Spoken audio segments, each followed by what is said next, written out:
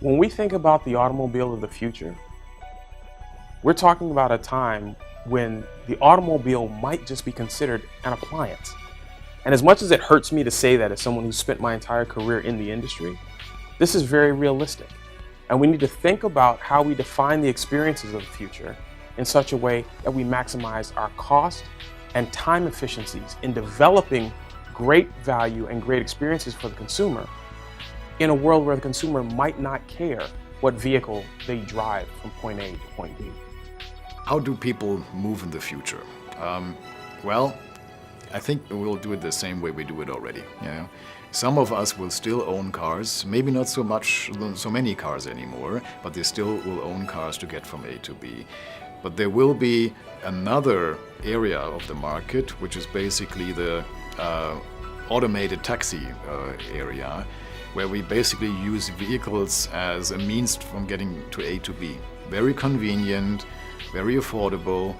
You can actually use the time in the car, and then you just drop off. You don't have to even think about where to park the car, which can be a nightmare in certain cities. I also believe you're going to see very quick adoption from millennials and younger folks who don't seem to have the same kind of attachment to automobiles that my generation certainly has. All they care about is, how do I get from point A to point B? Get me there safely, get me there conveniently. I certainly think there's a change and a shift when it comes to millennials and their attitudes about vehicles and about driving.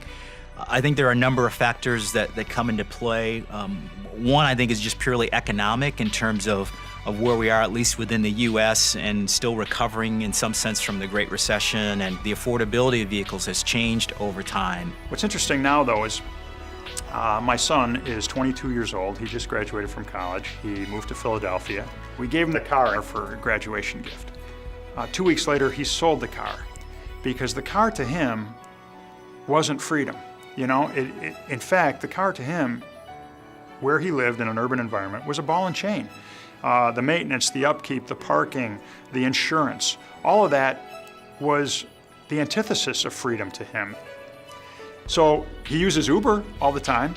He rides mass transit all the time. He can rent a car to come and see us or do whatever he needs to do. And he does that, and by the way, I think it costs him less in the long run to do that. What the automotive industry has been selling, and always has been selling, whether they know it or not or have lost sight of it, is freedom. And it's freedom to get from one place to another. The Chrysler, Fords, and GMs aren't going to go out of business because of the Ubers, but it will be a different mindset or a different way of doing things in the future. And then you'll see these disruptors providing more of the shared vehicle mentality, and they will eat into the OEM's market, and potentially they can own 50% of the market in 30 years from now, where you see that transition take place. People will still travel. You'll still need automobiles to do that. The business model may be different. Instead of owning a vehicle, you'll use an Uber or a Lyft or some sort of organization like that, which is why General Motors, for example, and other auto manufacturers are making large investments in some of these companies. You know, it's interesting that how the ride-sharing company like Uber came about. And it came about as a result of its founder being pissed off that he couldn't get a cab to the area that he wanted it. And so he called a buddy and he said, I'll pay you $20. And that's how it began. I can foresee, for instance, much of our highway travel, for instance, might be autonomous. You can think about commercial fleets and public transportation and other kind of known routing sorts of situations being more and more autonomous. You'll see a mix of autonomy gradually coming into play, but still the vast majority of the vehicles on the road still being driven by people and still being enjoyed by people as well. The passion for the automobile still exists.